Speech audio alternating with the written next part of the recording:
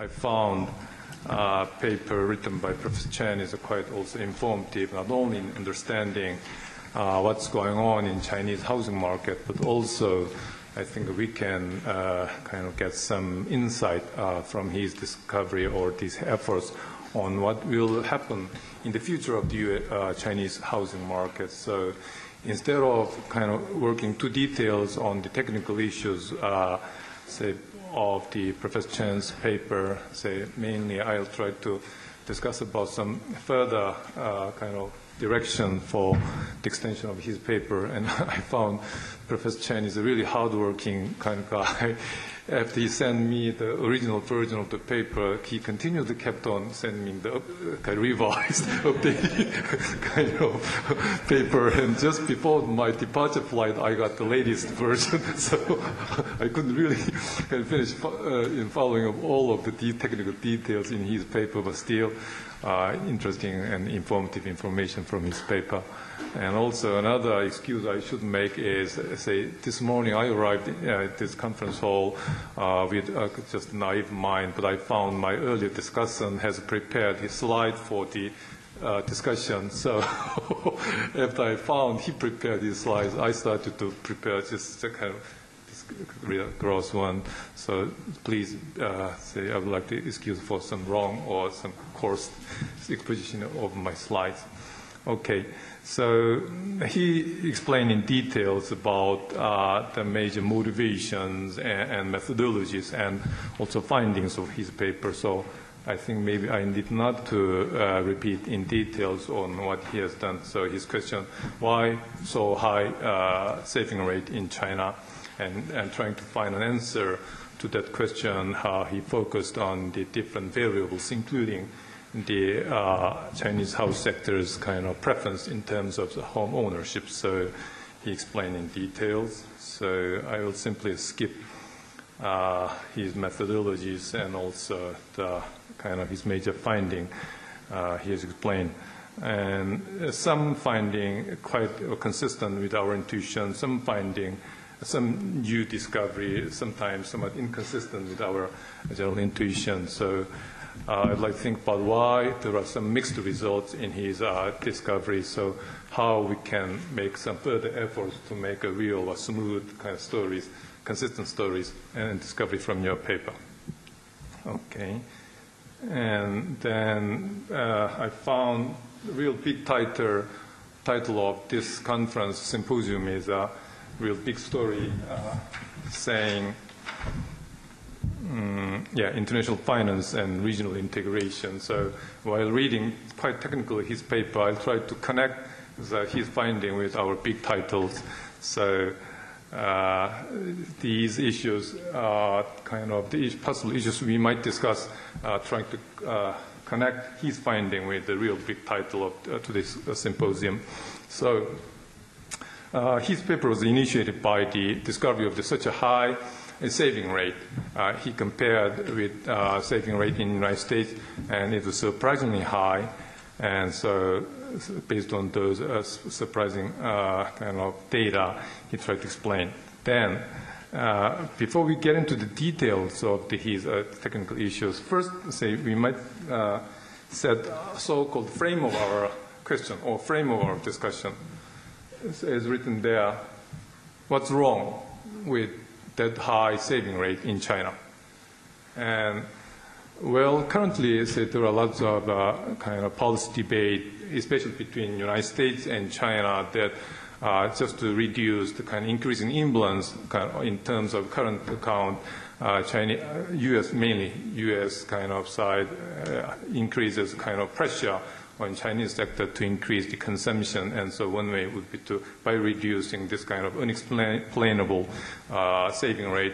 U.S. part expects kind of larger consumption, and they expect those kind of increased consumption might end up with some reduction of the kind of imbalances in the current account. So, kind of self-straightforward story. So, high saving rate will be okay as long as that high saving is simply in market equilibrium state kind of can be simply with no hoarding in unproductive way, whatever saving is converted into the more productive formation of fixed asset as a kind of so-called productive investment in his terms, and then those kind of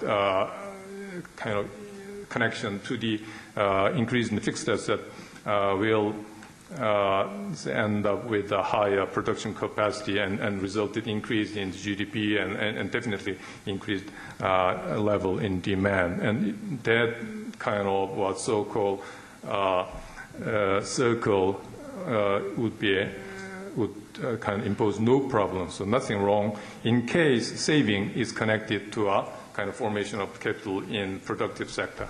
But however, if that type of very high saving rate is connected to so-called kind of hoarding, that is in terms of the kind of household investment, especially in housing investment, mainly kind of initiated by so-called speculative motivation, expecting high arbitrage profit, then that kind of the high saving, which ends up with the increased investment in the housing market, mainly driven by the speculative motivation, might say definitely end up with the lower demand in Chinese economies and also increased distortion in not only in housing market but also those kind of increased speculative kind of business will definitely kind of hurt kind of so-called financial kind of systems in China, which is involved with those kind of possible mortgage loan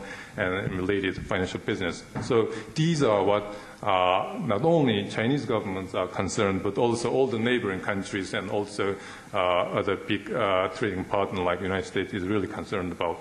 So I think Professor Chen's paper's major contribution might be some of his findings might provide some kind of idea, insight on kind of differentiating what is the real sort of saving and kind of system of the so-called channel that saving is connected to the investment, whether it is going to a sound kind of formation of capital connected to the kind of increase in the production capacity or just in hoarding of the saving in unproductive way, just eventually ending up with the increased speculative bubble in housing market. Okay, so that's why I was, and I guess most of you are interested in his paper. And yes, I think we can say his efforts to try to connect, get the answer from the Chinese agents, some very somewhat peculiar attitude with respect to housing market. That approach is quite important, and yes, really, housing market matters. And the reason is, I think, needless for me to say, and we, as we understand, as we experienced, kind of somewhat unsound structure in housing market was actually the most important factor which has caused all the latest development of global financial crisis. So this type of the so-called not only kind of collapse of the housing market bubble, but also in the process of the formation of the housing market bubble itself has caused a real kind of serious damage in the sound performance of the financial structure. So in that context, when we remember what really happened in U.S. Housing market bubbles and the related collapse of the financial system in the United States, I think we are deeply concerned in the kind of Chinese housing market, what's going on there, and what would be the possible impact on the Chinese financial system. And to understand all those big stories, probably his effort in trying to explain the microstructure of the housing market is also quite important for us to have a real firm backgrounds in understanding microstructure of the housing market. Okay, so this has been already discussed. So what I'm somewhat expecting in his future kind of extension of his work would be, currently he has found out that what is a major factor which has caused increase in the saving rate, and he focused on the kind of higher preference in home ownership, even in case of real low-income people, as he has explained. Then, in addition to those kind of statistical description of the kind of economic private sector's preference of the home ownership, more important kind of issue would be what is the driving force for that home preference for high preference for home ownership. So in later stage, I will talk about whether that major driving force is more what's so-called speculative motivation or simply some cultural characteristics, kind of saying that Chinese people simply love in their own home, or is there some what so-called rational expectation about some kind of arbitrage profit after purchasing their own home as an asset. So those types of different motivation in the preference for the housing ownership would be, I think, more important in figuring out in the future of the Chinese housing market. And in addition to that, yeah, I have 5 minutes left. So, okay. And in addition to that, another very important issue would be what is the kind of current features of the Chinese financial structure involved with housing market. So how so-called high leveraged investment or high leveraged kind of purchase of the housing is prevalent in Chinese housing market. I think that would be more important in checking the so-called financial stabilities in the future related to the housing market. Okay. You have enough time. I'm sorry? The time is all for you. Oh, okay. But I have to follow their direction. So, yeah. Okay. And, yeah, so as we discussed, if we explain the higher preference for home ownership is simply for cultural reason, I think kind of there is no more reason for us to get really worried about the future of the future of the Chinese home housing market. But I don't think that would be real satisfactory stories. I think Chinese household sectors are rational sectors, and they will try to maximize so-called expected profit in their lifelong, trying to smooth their lifelong kind of consumption power. So in that context, I think this very high rate of the kind of private agents' preference on the home ownerships might be somewhat kind of important factors and should be analyzed in details, especially in connection with their speculative motivations. And if that's the story, then it's a really worried part on the, related to the soundness of financial structure of the Chinese economy in the future. Okay. Then, based on these somewhat motivation and the possible further issues, we should focus on more in his later extension. Also, we can think about some kind of implications just based on his finding, what he has already produced. So, according to his description, Chinese people love to own their own home.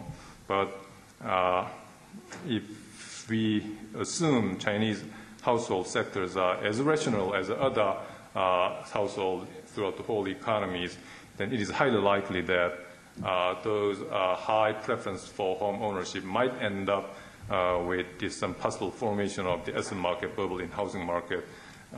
Then we have already started and also reached some achievement, performance ranging regional coordination, policy coordination in terms of the CMI and other types of so-called financial policy coordination, and even including the possible arrangements, currency swap.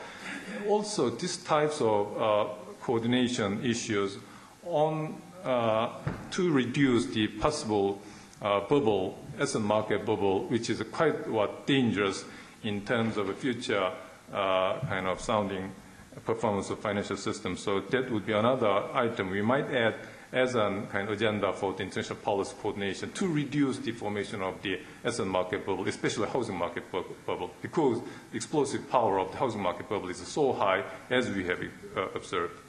And another suggestion is, say we have found his findings is some finding interesting but somewhat confusing.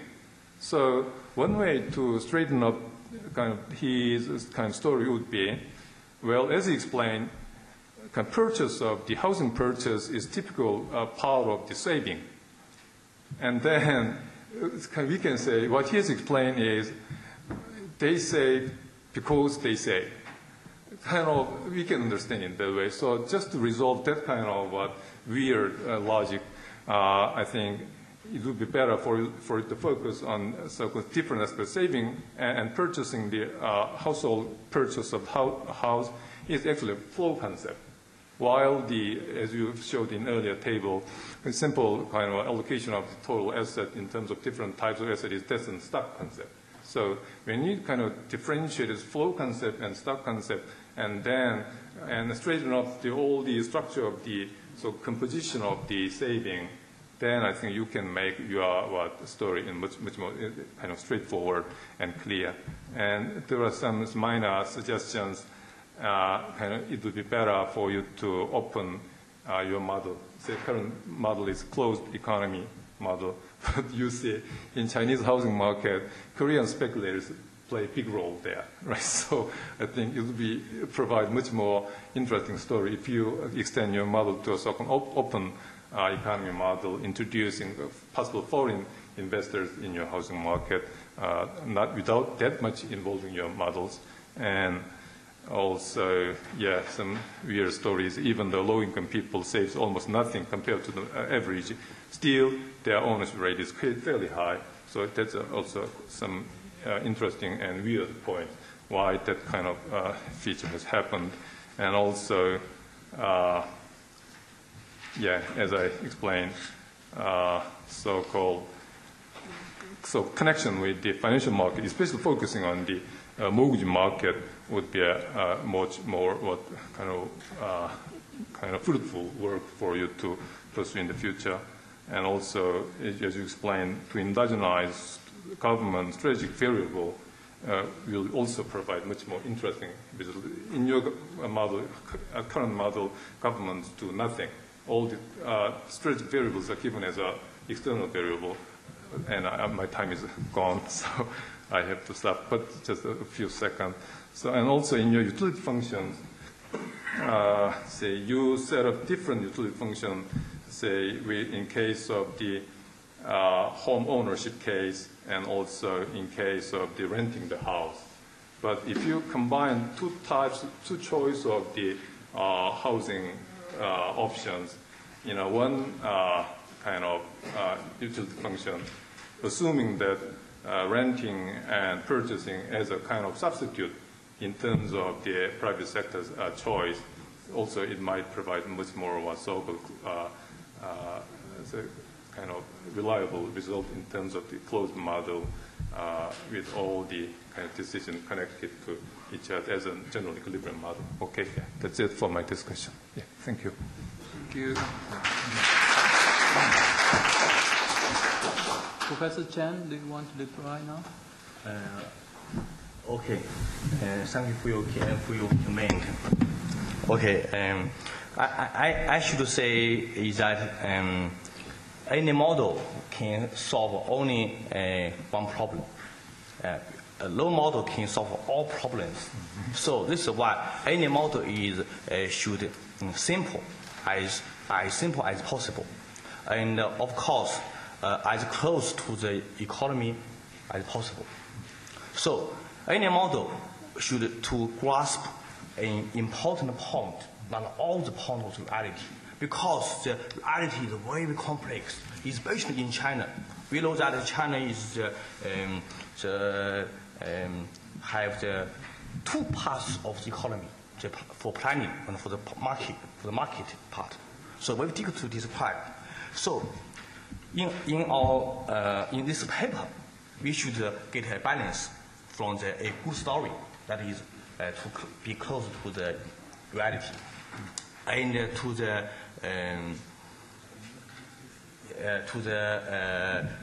should be computed. This is very important. For this paper, If our program is for run for one time, even for my computer is a good computer. My computer has the 8G memory, a good computer. It should run for 2 or 3 days. So we have to use the 4G computers from our laboratory to compute. So that means that to compute a model like this kind of model, to combine the asset, especially the housing, into a macroeconomic theory model is very, very difficult to compute.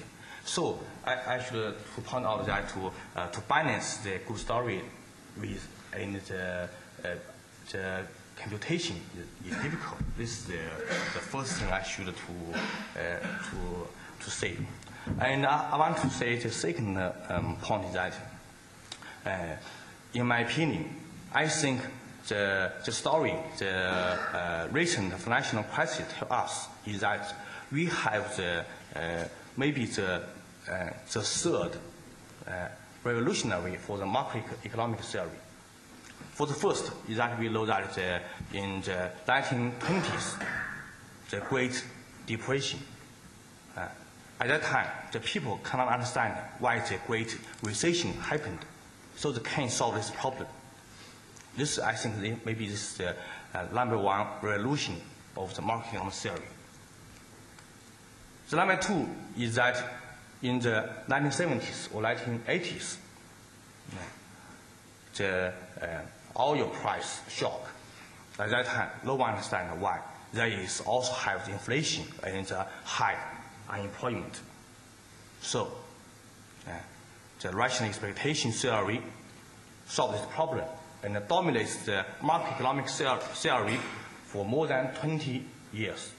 And now, the recent financial crisis, a lot of people say the macroeconomic theory has some problems. I don't think so. Of course, it should have some mistakes and problems. But for my opinion, I think maybe the traditional macroeconomic theory omits one important asset, that is the housing. In any popular macroeconomic textbook, no chapter deals with the housing. We cannot study it because it's very difficult to deal with it. How to deal with the housing in the model is very difficult. It's infeasible. It is an unfeasible task because the housing not only it's not only a stock. It is durable. It is investment. So how to deal with it in the model is very difficult. So for me, I think maybe we are now in the revolutionary, number three revolutionary. We should to combine the asset pricing theory with the macroeconomic theory. So I think this is the start of our this paper. So we have done a little, but I think it is a good start. So that's all. Thank you.